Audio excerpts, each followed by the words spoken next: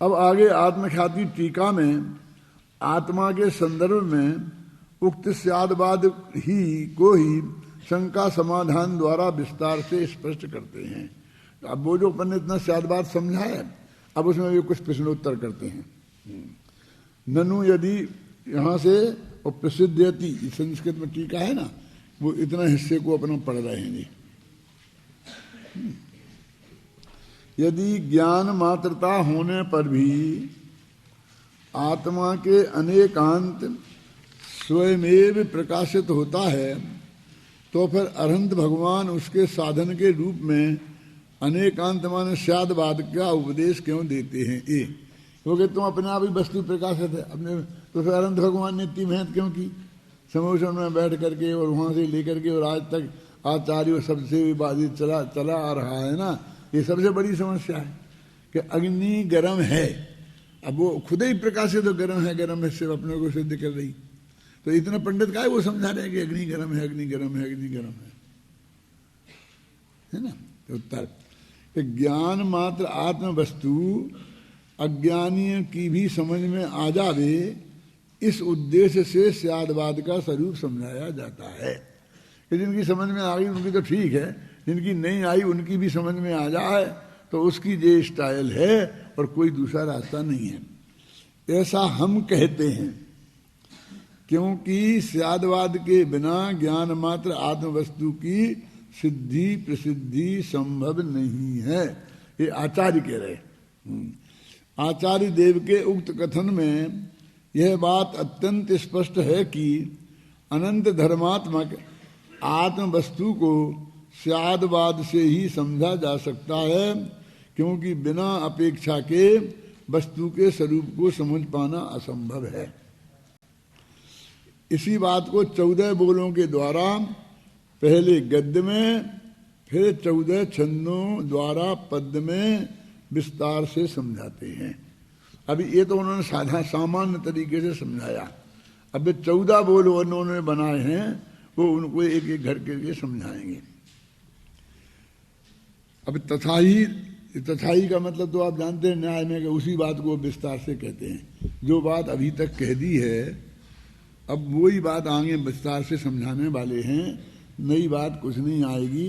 यदि आपको रिपीटिशन लगे तो समझ लेना कि वही समझा रहे, तो उसमें रिपीटिशन तो हो गई ना। आप जानते हैं कि अष्टसहस्री में अष्टशती को उनने पूरी तरह समाहित कर लिया है। नहीं आया समझ क्या? पहले अकलंक देव ने 8वीं शताब्दी में सत्वासूत्र की टीका लिखी, उसकी देवागम स्तोत्र की, तो 800 श्लोक प्रमाण लिखी। तो वो 800 श्लोक प्रमाण की विद्यानंद जी ने 8000 श्लोक प्रमाण कर दी, माने 10 गुणी बड़ी टीका बनाई। तो वो 10 गुणी बड़ी टीका बनाई, लेकिन अष्टशती का एक अंश भी नहीं छोड़ा, वो पूरी की पूरी अष्टशती उसमें शामिल कर दी। क्या? तो अभी जो अष्टशती किसी ने भी देखी हो किताब, तो उसमें जो थोड़े ब्लैक टाइप में छपी है मोटे में, वो तो है अष्टशती वाला अंश, और जो उसमें छपी है वो है अष्टशती वाला अंश। माने समझ लो कि उन 8000 श्लोक प्रमाण में 800 श्लोक प्रमाण तो अकलंक का माल समाया हुआ है, तो वो 7200 ही रह गए उनका। राजवार्तिक भी आपने देखा है कभी, तो पढ़ा है तो देखा ही होगा। तो वो हर एक में एक पहले सूत्र जैसा लिख देते हैं और फिर छोटे टाइप में उसका उसी अर्थ को समझाते हैं। माने वही वृत्ति लिख देते हैं, फिर उसका वार्तिक लिख देते हैं। वार्तिक लिख देते, वो वार्तिक हैं जो छोटे छोटे, और बाकी वो भाष्य लिख दिया उन्हीं ने। माने उन्हीं ने वो पहले संक्षेप में ऐसा लिख दिया और फिर उन्हीं को लगा ये तो समझ में नहीं आएगा, तो उसी को फिर वैसे और विस्तार से समझा दिया। लेकिन उसको पूरा एब्जॉर्ब कर लेते हैं। तो अब ये जो तुम्हारे 14 बोल को तथाही है, तो तथाही के बाद जो माल आएगा उसमें जो समझाया है वो भी सब एब्जॉर्ब होगा। थोड़े शब्द बदल जाएंगे, कुछ वर्ष जो कुछ भी होगा, लेकिन वो बात तो आएगी। तुमको क्यों रिपीट हो रही? वो तो समझाना तो वही है ना, समझाना तो उनको वही है, और उसी को इस तरीके से समझाते हैं। पहले से आचार्यों ने मतलब देखो कैसे कैसे तरीके से वो रचना की है। एक धनंजय नाम के महाकवि हुए, नाम तो सुना धनंजय का, तो उनका एक द्विसंधान महाकाव्य है। द्विसंधान महाकाव्य समझते हैं? तो एक अर्थ निकालो उसका तो पूरी राम की कहानी पढ़ लो, और दूसरा अर्थ निकालो तो पूरी कृष्ण की कहानी पढ़ लो, हर छंद में। यहां पर सीता अपहरण चल रहा है और वहां द्रौपदी अपहरण चल रहा है। वो अब घटना कह रही अलग है, यहां तो रावण ले जा रहा है? और वहां तो भरी सभा में और द्रौपदी को पढ़ रहे, माने इतना विचित्र है, लेकिन वो इस तरीके से उन्होंने किया है। एक किताब और है अपने यहाँ, पारसाभ्युदय, नाम सुना? नहीं सुना? उसमें क्या है मालूम? महाकवि कालिदास का मेघदूत नामक जो काव्य है, उसमें कितने 52 छंद हैं, कितने हैं? इतने छंद हैं। तो उन सारे छंदों को पारसाभ्युदय में पूरा पचा लिया। वो 3 पंक्तियां वो खुद लिखते हैं और 1 पंक्ति कालिदास की, और उसी में सेट करते होती जाती है। क्या कहानी आगे बढ़ती जाती है। और कहाँ पार्श्वनाथ की कहानी, और कहाँ मेघदूत रामटेक से वो मेघों को भेज रहा है, और वो सब वो बातें हैं। उस कवि ने पूरा का पूरा उसमें समाहित कर लिया, 1 पंक्ति वो। लेकिन मैंने देखा है बहुत बारीकी से कि जैसे समंत भद्र के बहुत एक स्तोत्र ऐसा है कि इसमें एक ही अक्षर है पूरा छंद में, 2 अक्षरी ऐसा छंद है। फिर वही पद एक ऐसा पढ़ो और फिर उसको उल्टा पढ़ोगे तो वो दूसरा पद बन जाएगा। कैसे कैसे हैं कि आप देख के पारा बारह महावीर, तो महावीर वो लौटा करोगे तो उधर से वैसे का वैसा आ जाएगा। प्रतिभाशाली आचार्य थे, लेकिन उनमें कुछ माल नहीं है, घबराना नहीं, क्योंकि वो सारी ताकत वे उसमें लगाते रहे, उस शब्दावली के खोजने में। वो शब्दावली नहीं मिले तो जो कहना चाहते वो तो कह ही नहीं सकते, वैसी कोरी कहानी चला दी आगे, बस खत्म।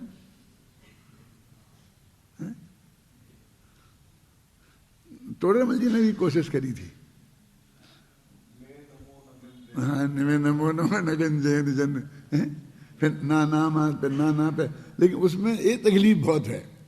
फिर वो अर्थ करने वाले भी माथा मारते रहे। लेकिन मैंने कहा ना, जैसे तोड़ेमल जी ने लिखा कि पंडित है वो प्रणता ही बना तो दिखाए बिना तो रहे नहीं। करे ना 4 छंद तो वैसे बनाने की कोशिश करेगा ही, लेकिन बिल्कुल नीरस हो जाता है। तुलसीदास जी ने बढ़िया रामायण लिखी, एकदम सरस बन गई। तो एक रामचंद्र का है, कभी केशव ने लिखी, तो छंदों का अजायब घर हो गया। हजारों प्रकार के छंदों का उपयोग किया, तुमने नाम नहीं सुने होंगे। हर दफे छंद बदल दे, हर छंद बदल दे। अब उन छंदों की परिभाषा किसी को मालूम नहीं, उसकी राग किसी को मालूम नहीं, कैसे पढ़े? वो सामने वाला पढ़े, फिर ऐसे ऐसे अलंकार, ऐसे शब्दों का प्रयोग है, समझ में ना?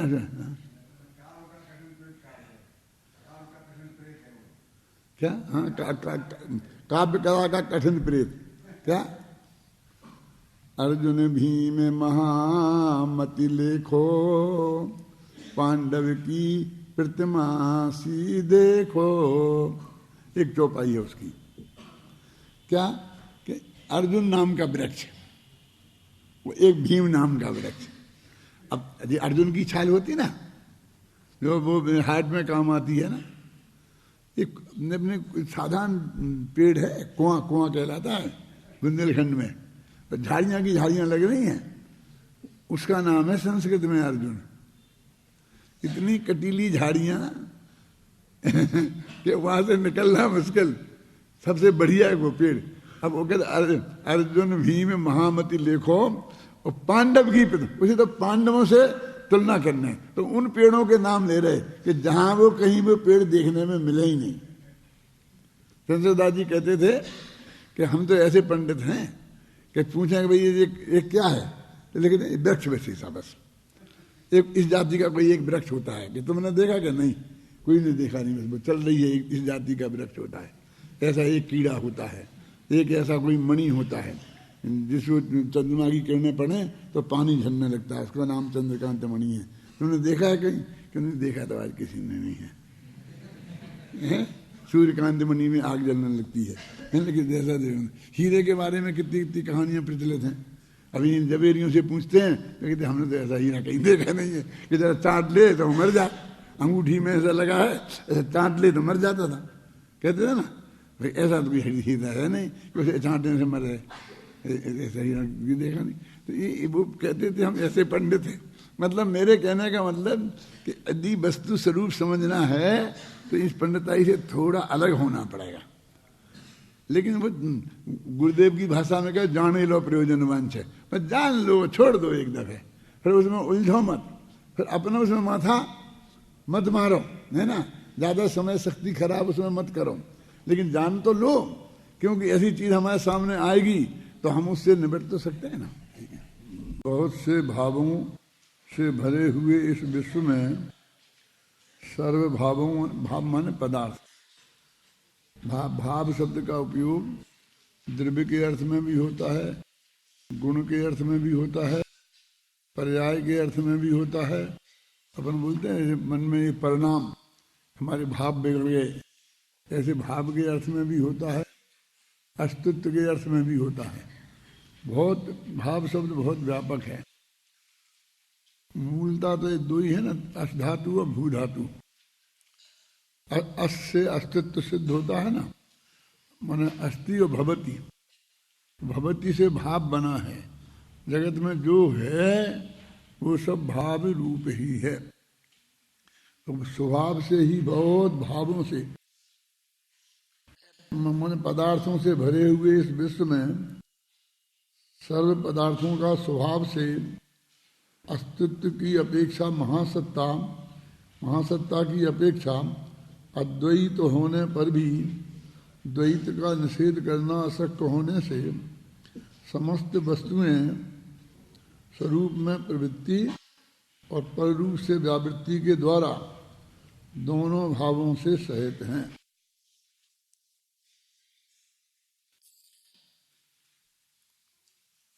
भेद विज्ञान की चर्चा दो तरह से होती है। एक तो अपन कहते हैं अपना देह भिन्न है, राग भिन्न है, फिर अपने ही आत्मा में अपनी पर्यायों से भिन्नता, फिर अपने भेद से भी भिन्नता, गुण भेद से भी भिन्नता, केवल ज्ञान से भी भिन्नता। इसकी चर्चा जो अंदर अंदर का भेद विज्ञान है तो बहुत होती है, लेकिन पर के साथ में भेदा भेद की चर्चा बहुत कम होती है। जबकि न्याय शास्त्रादिक में, अथवा ऐसा समझ लो जब अध्यात्म की चर्चा गुरुदेव से आरंभ नहीं हुई थी, उस समय महासत्ता और अवान्तर सत्ता की अपेक्षा से बात होती थी। थोड़ी उसे हमें समझना पड़ेगा। यद्यपि इस लोक में अनंत आत्मा है, उससे अनंत गुण पुद्गल द्रव्य हैं, एक आकाश द्रव्य है, एक धर्म द्रव्य है, एक अधर्म द्रव्य है, और असंख्यात काल द्रव्य हैं, और सब कुछ मिलाकर इतनी द्रव्यों की संख्या है, इतनी इकाइयां हैं। लेकिन इन सब में एक है माने अस्तित्व, ये भवती अस्ति, इसकी अपेक्षा एकत्व भी है, सब मिलके एक हैं। जिसके का एकांत पकड़कर वेदांती लोग ऐसा कहते हैं ना, सिया राम मैं सब जग जानी। बहुत से अद्वैत प्रसिद्ध हुए, ब्रह्माद्वैत, चित्राद्वैत, विज्ञानाद्वैत, तो सब एक ही है और सब एक है। अद्वैत माने दो नहीं है, दो चीजें हैं ही नहीं इस जगत में, सब कुछ है एक ही भगवान की लीला है, ऐसा मानते ना। लेकिन जैन दर्शन में कहते हैं एक अपेक्षा ऐसी भी है कि जिसमें सब एक हैं, माने सब जीव भी एक हैं, अनंत अनंत पुद्गल भी एक हैं, और जीव और पुद्गल की भी एक हैं, आकाश भी एक है, वो सब मिलकर एक हैं। और इन सब के बीच में एक बहुत गहरा रिश्ता है, काय का? वो अस्तित्व का, कि सब हैं। तो एक जो जी अभेद है महासत्ता, इसे बोलते हैं महासत्ता। और जिसे ये संग्रह नय का विषय होता है, अभी पढ़ाए थे ना संजीव ओझा ने, नई मादी 7 नए, तो जो सबसे शुद्ध संग्रह नय, जिसने सबको अपने में समेट लिया है, वो महासत्ता वाला सब एक है। तो स्यादवाद की अपेक्षा माने एक अपेक्षा ऐसी है जैन दर्शन में भी। अपन तो ये कहते ये लोग मानते एक ही, अपन कहते एक कैसे है, एक ही होते तो फिर दो भिन्नता कैसे होती। और फिर दूसरा वो कहते हैं कि एक को बोलते हैं महासत्ता को बोलते हैं सादृश्य अस्तित्व। और जो एक यूनिट है, मेरा आत्मा जुदा है, तुम्हारा आत्मा जुदा है, तो ये है अवान्तर सत्ता।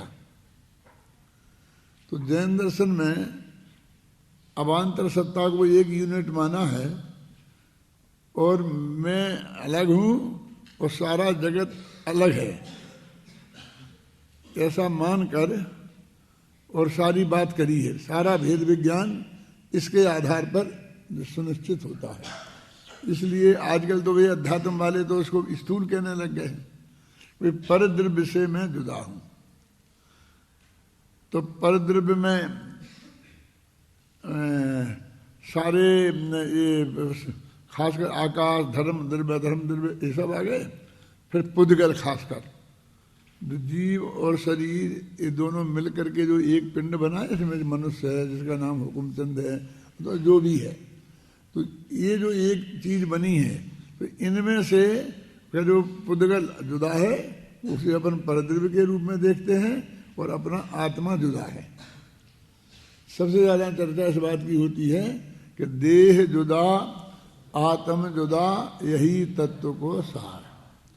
लेकिन जुदा तो है, लेकिन सर्वथा जुदा नहीं है। देह और आत्मा के बारे में भी अभी इसको पहले फैलाओ महासत्ता तक, कि पर द्रव्य अकेला शरीर ही थोड़ी है। मैं जीव हूं और ये अजीब है ना। तो फिर अजीब, सारे पुद्गल अजीब हैं, धर्म द्रव्य भी अजीब है, काल द्रव्य भी अजीब है, आकाश द्रव्य भी अजीब है, अधर्म द्रव्य भी अजीब है। तो दो भाग में हमने बांटा, जीव और अजीब, इस सारे जगत को। तो इस बंटवारे में क्या हुआ कि सब जीव एक पक्ष में आ गए और अजीब दूसरे पक्ष में चला गया। तो वो सबको मिला के एक है, ये महासत्ता, शुद्ध महासत्ता हुई। और सब जीव एक हैं, ये भी तो महासत्ता ही हुई ना, क्योंकि हम इकाई तक नहीं आए ना, हम अपने यूनिट तक नहीं आए, क्योंकि हमने पर जीवों को भी अपने में शामिल कर लिया। भले ही वे जीव हैं, तो हमने जिस अपेक्षा से बाकी द्रव्यों को अजीब कहा था, उस अपेक्षा से जो दूसरे के जीव हैं वो जीव हैं क्या जी? तो वो वस्तु व्यवस्था माने द्रव्य व्यवस्था तो ये कहती है कि बस जीव जीव है, अजीब अजीब है। उनमें भी ज्ञान है, दर्शन है, चारित्र, हमें भी ज्ञान, दर्शन, चारित्र, भी अजीब कैसे हो जाएंगे? और ये पूरी समाज के दिमाग में ये बात जमी हुई है बहुत गहराई से। तो ये स्व और पर का जो भेद विज्ञान करने के लिए फिर ये भी कहते हैं पर जीव भी मैं नहीं हूं, पर हूं, ये तो ठीक है। लेकिन वो कहते हैं कि यदि जिस अपेक्षा से मैंने अपने से सब दिव्यों को अजीब कहा था, उस हिसाब से पर जीव भी मेरे लिए अजीब हैं, ये बात कहते हैं अध्यात्मी लोग, तो सारी समाज में झगड़ा खड़ा होता है। यही बात कहते हैं वो अजीब कैसे हो जाएगा। फिर भेद विज्ञान का उद्देश्य तो सारे जगत को दो भागों में बांटना है, और एक भाग में अकेला अपन आत्मा, अपने आत्मा को रखना है, और दूसरे में सारा जगत। तो उसमें हम क्या करेंगे दूसरे जीवों को? तो दो ही पार्टी यदि हैं और एक का नाम जीव रखा तो दूसरे का नाम अजीब रखा, तो आखिर उसे अजीब में ही शामिल करना पड़ेगा ना। लेकिन अपने कई मोक्षु विद्वानों के साथ समाज में इसी पॉइंट पे बहुत झगड़ा हुआ कि देखो साहब सिद्ध भगवान को भी अजीब करते हो कि फिर वो सब पर द्रव्य अजीब हैं, पर जीव अजीब हैं, ये बताने के साथ अनंत सिद्ध तक पहुंच जाते हैं। पहले माँ बाप तक आते हैं, भाई बहन तक आते हैं, फिर अनंत सिद्ध तक पहुंच जाते हैं, तो भड़क उठते हैं लोग, वाह अब अनंत भी इसके लिए पर हो गए, अब सिद्ध भगवान भी पर हो गए, अब तो इसका कोई नहीं रहा। अरे अभी तो हमने तो ये तो सुना था कि सुत दारा होए न सीधी, सब स्वार्थ के हैं भीरी, पुत्र है पत्नी है ये जुदे हैं, और माँ बाप भी कदाचित जुदे हैं, लेकिन अब तो भगवान भी जुदे हो गए। उसको बहुत अटपटा लगता है। अब वे भी इसके लिए भैया पर हो गए, लेकिन वो बहुत नेचुरल बात है, वो तो बिल्कुल पर द्रव्य है ना स्पष्ट, तो उसे आप अजीब नाम मत दो उन्हें, स्व और पर कहो तब तक कोई दिक्कत नहीं है। तो दो हो गए, एक महासत्ता, एक अपना यूनिट, और अपने आप वो यूनिट प्रमुख हो गया अध्यात्म में, और आत्मा के कल्याण की दृष्टि से वो है भी। वो सारा जगत एक तरफ और अपना आत्मा एक तरफ है। तब वो कहते हैं जब हम महासत्ता की अपेक्षा से अस्तित्व गिनते हैं, संग रहने की अपेक्षा से, तो वो एक अपेक्षा जुदी है ना। देखो स्वभाव से ही बहुत से भावों पदार्थों से भरे हुए इस विश्व में सर्व भावों का स्वभाव से ही सत्य स्वभाव माने अस्तित्व की अपेक्षा, महासत्ता की अपेक्षा अद्वैत होने पर भी माने सब में एक पना है ना। द्वैत का निषेध करना अशक्य होने से, लेकिन जो इसमें भिन्नता है उसका भी निषेध नहीं कर सकते। सत्य की अपेक्षा सब अद्वैत हैं, लेकिन जो द्वैत माने जुदापन है उसका भी निषेध करना अशक्य होने से समस्त वस्तुएं स्वरूप में प्रवृत्ति और पर रूप से व्यावृत्ति के द्वारा दोनों माने अस्तित्व नास्तित्व इन दोनों से सहित हैं।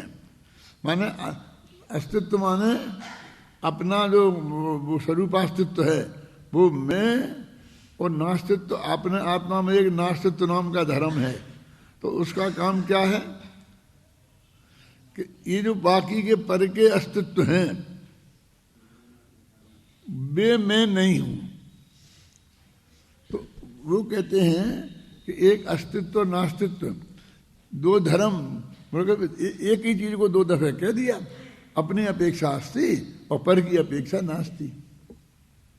लेकिन प्रवचन सार में जहाँ 47 नामों का वर्णन है वहां पर ये बार बार इस बात को कहा है कि आत्मा में ऐसे दो धर्म हैं जो परस्पर विरोधी हैं, एक अस्तित्व नाम का और एक नास्तित्व नाम का।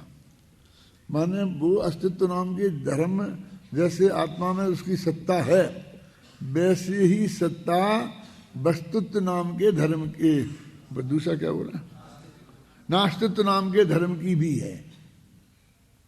ऐसा नहीं है कि बस अपने को ये नेगेटिव है कि भाई पर की अपेक्षा, ये है थोड़ी कुछ वास्तव में, ये पर मैं नहीं हूं लोग कहते हैं। हम में क्या है कि मैं हूं वो तो ठीक है, अब तुम मैं नहीं हूं एक क्या क्वालिटी है, कोई ये चीज है? तो कहते नहीं, एक बिल्कुल जैसा अस्तित्व नाम का धर्म है वैसा ही एक नास्तित्व नाम का धर्म है। जैसे एकत्व नाम का धर्म है वैसे ही एक अनेकत्व नाम का धर्म है। जैसे नित्यत्व नाम का धर्म है वैसे ही अनित्यत्व नाम का धर्म है। आप समझे ना? ऐसे सब में ये लगाना। तो अब सबसे पहले वो कौन हुआ? वो अस्तित्व नास्तित्व। तो वो कहते फिर दोनों का क्या कार्य है? तो वो कहते हैं कि अस्तित्व जो अपने को बांध के रखता है, काय को? कि अपने अनंत गुण अनंतानंद पर्याय सब मिलके एक हैं, ये बिखर के अलग नहीं होती। ये अस्तित्व गुण इनको आपस में बांध के रखता है, इसकी यूनिटी को खत्म नहीं होने देता है। तो नास्तित्व धर्म क्या करता है? तो कहते हैं वो पर का इसमें प्रवेश नहीं होने देता। ये दोनों ही हैं। हिंदुस्तान एक देश है, तो इस देश में दो तरह से खतरा है। एक तरह से खतरा है बाहर के देशों से, कि बाहर के देश हमारे अंदर प्रवेश न कर जाएं, या तो हमारे किसी हिस्से को हड़प ना लें। ख्याल में आई ना? तो एक तो हमको एक के, और एक खतरा ये है कि हमारे देश के अंदर हम में फूट पड़ के वो बिखर के अलग ना हो जाएं। अब ऐसा ही हुआ ना कि एक ही देश था हिंदुस्तान, और तीन बन गए, हिंदुस्तान, पाकिस्तान और बांग्लादेश। ये तो अपने आंखों के देखते देखते हुआ। इन तीनों का मिला हुआ एक देश भी हमने देखा है, और फिर एक दो बनते भी देखे हैं, हिंदुस्तान और पाकिस्तान, और फिर तीन बनते भी देखे हैं ना। तो मेरे कहने का मतलब ये है कि एक बाहर से रक्षा और एक अंदर से हम टूट ना जाएं। तो हमारे पास इन दोनों की सुरक्षा की व्यवस्था के लिए एक के लिए सेना है और दूसरे के लिए पुलिस है। क्या हम अंदर से टूट ना जाए लड़ झगड़ करके, इसकी व्यवस्था को पुलिस देखती, गृह मंत्रालय देखता है, और बाहर वाले से कोई गड़बड़ ना हो जाए उसके लिए रक्षा मंत्रालय देखता है। दो अलग डिपार्टमेंट रखे गए हैं। तो कहते थे दो मंत्रालय की जरूरत है ना अलग, बिल्कुल, एक गृह मंत्रालय और एक रक्षा मंत्रालय।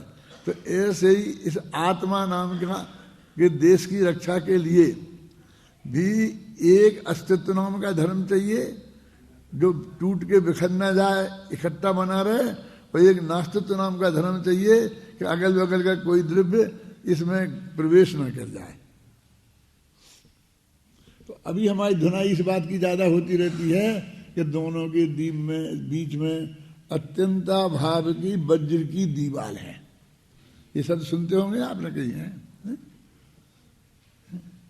अब अत्यंता भाव की वज्र की दीवार है, लेकिन इस वज्र की दीवार को वो महासत्ता वाला जो प्रकरण है वो तोड़ देता है। वो सबको एक कहता है ना, कौन? तो वो वे सब मिलके एक हैं, और जिनके आधार पर अलग अलग दर्शन खड़े हो गए। और न्याय शास्त्र में सबसे ज्यादा उनकी चर्चा होती है कि सब द्रव्य मिलके एक हैं। अकेला ब्रह्म सर्वम खलु मुदम ब्रह्मा नेह नानास्ति किंचना, कि हम सब अलग अलग हैं। और अभी अध्यात्म में तो उसकी बातें नहीं होती है, वो तो महामूर्ख माना जाता है। ये सब मिलके एक है की बात कहें तो महामूर्ख माना है। तो जैन दर्शन में है तो फिर वो महामूर्ख मानता है। किसने तो जैनी किसने बना दिया?